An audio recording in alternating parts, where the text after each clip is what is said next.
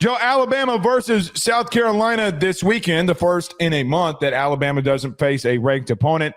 When you look into Alabama versus South Carolina, how do you see it playing out? Blake, plain and simple, this game coming into the year was supposed to be really exciting. It had a lot of potential to have some serious SEC title implications placed on it.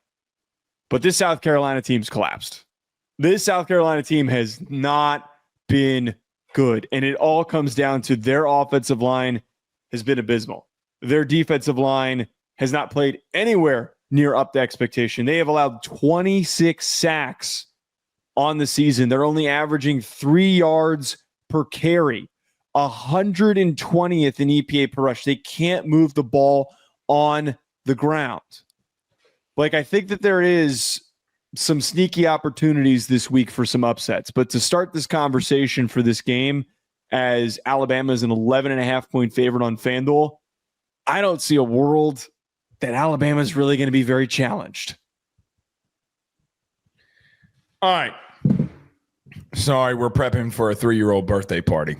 Let me push back a little bit. This South Carolina defense isn't bad at all. And I don't think that Alabama can walk into any, after what happened a season ago and what happened against Florida State in week 1, that you can take anybody lightly. Anybody. I understand that the student body today on South Carolina's campus was walking around and chanting in front of multiple buildings, the sports complex, all of it was chanting "Fire Mike Shula." I get it. Don't go into this game pitter-pattering and thinking that you can't lose this one. Joe, they have, in the losses under Kalen DeBoer that they have, it's against teams that they have no business losing to. Whether you are going into Oklahoma last year, whether you're going into Florida State, or if you're going into South Carolina in October, which is still and can and will be a hostile place to go into. Their defense is not bad. Joe, when I look at them, and I saw them a couple weeks ago up close and personal, their secondary isn't bad at all. This defense, for whatever it's worth, the numbers are never going to bear out how good they've been, because constantly their offense is wee-weeing down their leg. They can't move the football. Shula should be fired. They don't have an offensive pulse. They got 3 or 4 offensive linemen that are down, and they've been down throughout the season, and this defense keeps showing up every week. I'm not saying by any stretch of the imagination that Alabama is going to lose here, because I'm with you. On paper, which this game's not played, but on paper, they should blow them out. But there's always one thing in the back of my mind with South Carolina, with how good they've been defensively, with the freak of natures that they have on defense. They still have LaNorris Sellers. You can't look past them, and then you have a bye week. I don't think that they are, and I don't think that they will. But there's one thing that you are spot on with.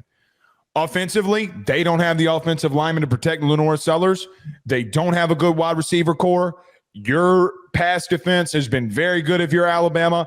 I don't see a world where Alabama loses this game outside of Alabama constantly beating themselves.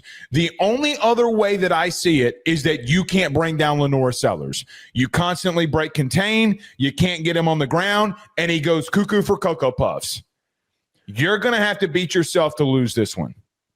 I just think a game like this, to be an upset, 2 things are required. There has to be a really dangerous edge for the team that is not favored, that's the underdog in the situation.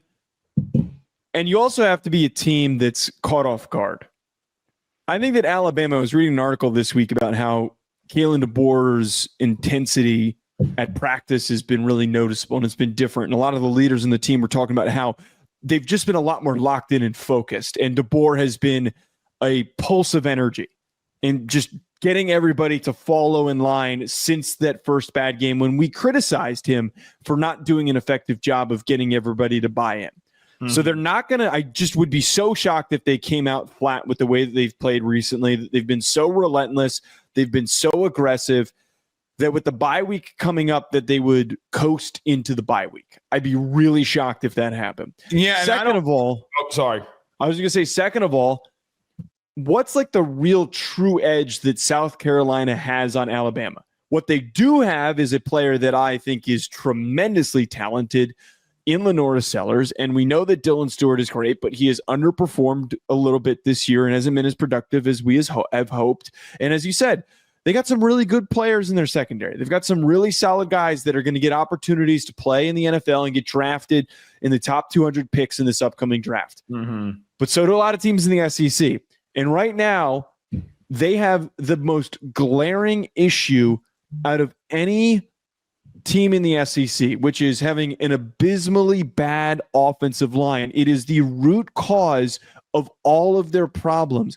I went back, I rewatched the Oklahoma game, and you're kind of right where you talked about how the defense was playing well in the first half, and then they were just on the field so much that same thing happened to LSU, same thing happened all season. They looked incredibly grinded down, that there just wasn't really much that they could do by the second half when it came around. And then the other side is you watched Lenor Sellers by the end of the game. He's running for his life in the first half. And then when you're running that much by the second half, by the fourth quarter, you're out of gas. You're out of juice. It's hard to find the energy when you're getting hit that much. I think that for a matchup going into this Alabama game, albeit they only have 13 sacks on the season, they generated, I believe they had 4 last week against Tennessee. They're finding their pass rush. Their defensive line is stepping up, and it is playing much better. This is not a situation that a South Carolina O-line wants to be going into, squaring off with a team that is starting to gain momentum in one of their weakest areas that's playing finally to its potential. Yeah, I mean, look, again, I look at this game and I look at this situation. This defense, Joe, is 33rd in the country in scoring defense. They're second in the SEC in possessions per game defensively. Tennessee is the only other team that is above them in possessions, but Tennessee goes fast. They want as many possessions as they can get. That's not the South Carolina game plan. They don't want to be out there that much. They want to grind the game down. I got to be real with you, man. You better not play around with this team defensively. They got dudes. I wonder what their plan is going to be for Dylan Stewart. I think you got to limit him. Simpson's got to be on the move. He's got to be ready for that. Simpson's had a really good season. I think he's been very productive in reference to getting to the quarterback. Got to get him down a little bit more. He's kind of been grind down himself. But here's the thing, man. I just don't think that they can score enough. I don't think that they can move the ball enough. And a locked-in Alabama, Joe, what do you know the spread on FanDuel, by the way? 11.5. Give me the point. Give me Alabama. Give me the 11.5 points. I don't see them scoring enough. And listen, again, I saw a team that defense – Joe, I'm going to say this. It's going to sound dumb. This is one of the better athletic defenses that they've seen this season. No one wants to give them credit for it. No one wants to talk about it, but it is the truth. I'm going to eat the points. I'm going to take Alabama to win and cover. I just think Ty Simpson continues to roll here. You better not take a sigh of relief here if you're if you're Alabama, going into this one because you do have a bye week. Yeah, that's a very good point. Like that's where one main area you're on the road, you're stepping into a really tough, hostile environment, and there's really a chance that you could get completely, caught off guard because you're just assuming, we're walking in the bye week, we're playing up against a South Carolina team that's playing really poorly right now. The one thing that could or would have been an advantage for South Carolina had this area of their game played to its expectation coming into the year that was a strength for them last year. The run game. Alabama has had a troubling run defense. They're 98th in EPA per rush allowed. They've had a lot of issues, but the problem is they can't get any big explosive plays in the run game like they did last year. LaNorris Sellers has not been fired their O-line coach. Yeah, well, right. And I think the one troubling thing here is that like Sellers, he's got 331 yards rushing on the year, but it felt like he was able to be so much more impactful in the past as a runner. And then Faison as well as Attaway, neither one of them are over 300 yards rushing on the season. They're both averaging like not like relatively pedestrian clips on the year. They can't get the 50 big yards a gains game. they need. Right. Yeah. If their run game was better, it would be an advantage in this. It would be, but LaNorris has had to do everything. He's had to do everything. He has zero help. Let me tell you what he reminds me of. It's not the same type of quarterback or anything like that.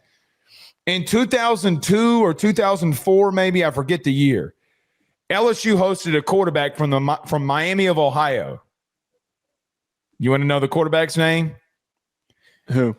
Ben Roethlisberger. And LSU absolutely beat the dog manure out of them.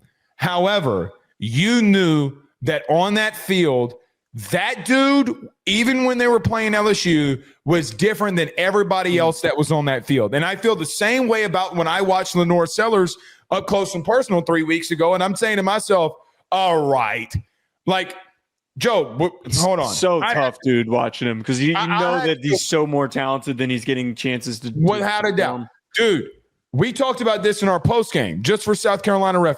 You know that he broke 17 tackles or 18 tackles, whatever it was, against LSU and had 19 total rushing yards? That's absolutely insane. It's insane.